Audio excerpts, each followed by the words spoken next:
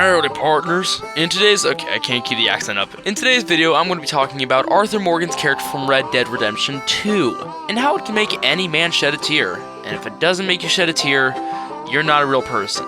But anyways, let's get into... Red Dead Redemption 2 takes place all the way back in 1899, where the days of cowboys robbing trains and gunslingers are coming to an end.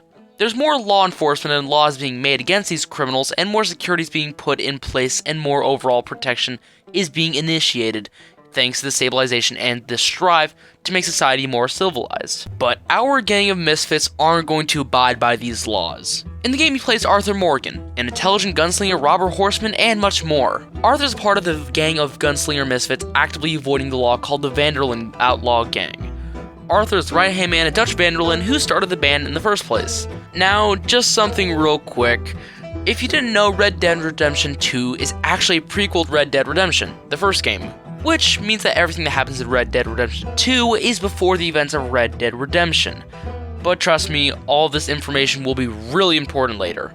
Anyways, Arthur, Dutch, and the rest of the gang go around and rob estates, people, trains, banks, and more. And something to know about Arthur is that if he has to, he will take someone's life or beat them senseless for his own well-being. And we see that as his character progresses through the game, and as they rob more and more and beat up and kill more and more, they just do it for the money and riches. Until eventually one day, Arthur beats up a man, and he gets some of the man's blood in Arthur's stream. The problem is that the man in question had a sickness in his bloodstream, tuberculosis, which nowadays can be treated, but back in 1899, it was basically a death sentence. So, Arthur, over time coming down with his sickness, knows the truth. He'll have coughing fits, coughing up blood, his face will look slimmer, his face will also look paler, and he becomes weaker and weaker. I'm dying, sister. Okay? Yeah, I got TB. I got it. Beating a man to death for a few bucks. I guess I'm afraid. There is nothing to be afraid of, Mr. Morgan. Take a gamble that love exists and do a loving act. And Arthur has a revelation. He knows what he has to do. He goes around, he apologizes, and helps the people he's wronged in the past. He feels remorse and seeks out the people whose lives he's destroyed. Or he'll just help out random people if he sees them in need, giving back to the community in whatever way he can. And here's what makes this whole thing interesting. In the beginning of the game, I wanted to become the world's best gunslinger, and just rob people for no reason. And it stayed that way for quite some time.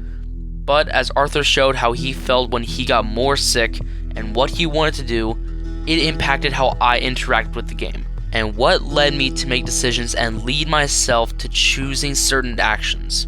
And so, as Arthur grew in the game, I grew in the game alongside him. I strive to help more people, show more gratitude, and protect people, and just be of assistance for whatever people needed done at the time. And I no longer got any joy from attacking people, robbing, or anything of the sort. It made me feel more ashamed.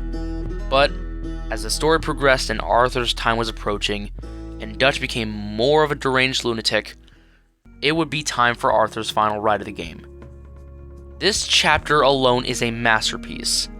Arthur contemplates his life choices, who he's wronged, things he can't fix like who he's killed, and the harm he's caused. And once the United States government catches up with Arthur and John, Arthur tells John to leave him and get him and his family to safety so he can have his last stand, and so John can live out his life in peace with his family. John is another member of the Vanderlyn gang who we actually play as in Red Dead Redemption, and this will matter in a little bit.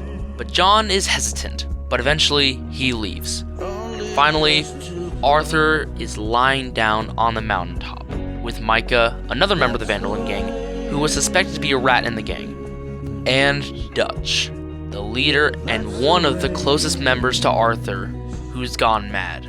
As Arthur is dying, Dutch leaves and Arthur tells Dutch that he gave him all he had. gave you all I had. I did.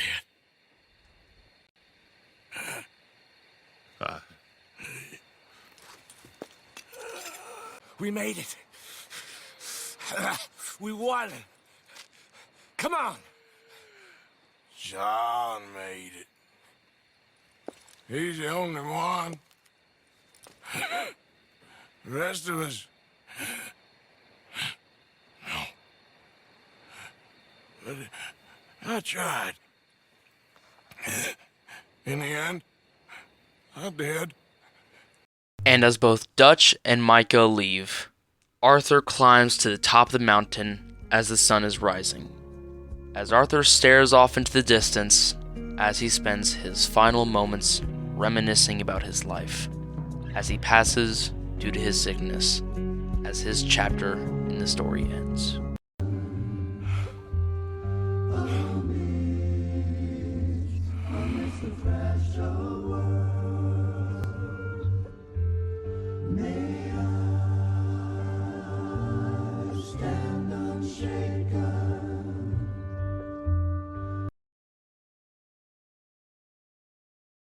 So like I stated, we play as John in Red Dead Redemption. And basically what happens is that when Arthur told John to run and take his wife and child to safety, he did do that. And they were safe for a little while, until he got captured by the United States government. And what they offered him is that if he killed the other members of the Van der Linde gang, that he'd be set free. And he took up on that offer.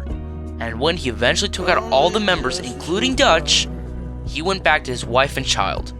But of course, the United States government was lying. They had a group of about 20 men outside of John's front door with guns, and so when John saw this, he had his wife and child leave, and he'd confront them. In the end, John took out several men, but eventually he got gunned down. And John's death is even sadder when you remember that Arthur told John to live out the rest of his life in peace with his family. And John did experience this for a few years, but not to the length that he or Arthur were expecting. In the end, when Jack, John's son, is grown up and is looking for the government official that issued his father's death in the first place, and Jack confronts him. To do your dirty work. Then you shot him like a dog. And I'll shoot you like one too, you little piece of trash. Now get out of here before I kill you as well! I ain't going nowhere, old man.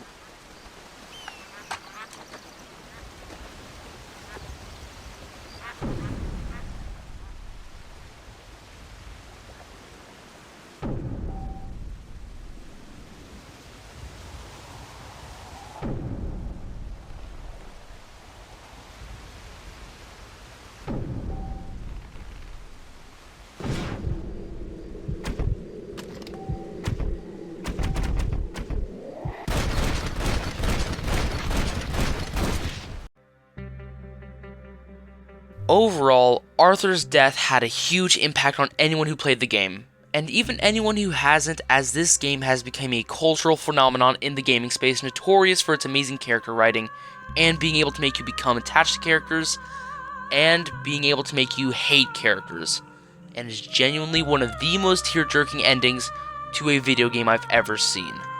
And like I said, it only makes it sadder when you realize John's fate in the end. And if you haven't played either of these games, please do right now. These are genuinely masterpieces, and have some of the best character development in all of gaming. And it would be impossible for me to do this game any justice, as these games are so genuinely heartfelt and amazing, it's tough to really compare them to much. And in my opinion, the Red Dead franchise solos the GTA franchise. Don't get me wrong, I understand why people love it. I'm not saying it's bad. I'm just saying that in my opinion, the Red Dead franchise is better, and is lightning in a bottle for gaming. And once again, I don't think any content creators can really do this game justice. And that's obviously not their fault, as these games are just impossible to describe while giving them justice, as these games are just something you have to experience by playing them yourself. And while watching a video like this can get the idea across that the game is amazing, it enhances the story and everything when you spend multiple hours with these characters. learning more about them, and how they grow.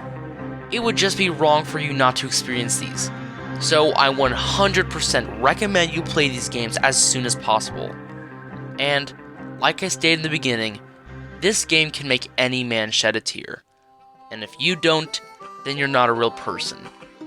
But, anyways, let's get into...